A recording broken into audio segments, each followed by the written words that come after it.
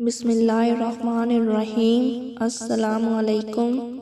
نبی کریم صلی اللہ علیہ وآلہ وسلم نے فرمایا، 4 لوگوں کی دعائیں رد نہیں کی جاتی ہیں یہاں تک کہ ان کے لیے آسمان کے دروازے کھول دیے جاتے ہیں اور وہ عرش تک پہنچ جاتی ہیں۔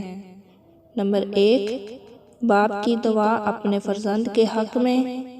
نمبر 2، مظلوم کی دعا ظلم کرنے والے کے خلاف۔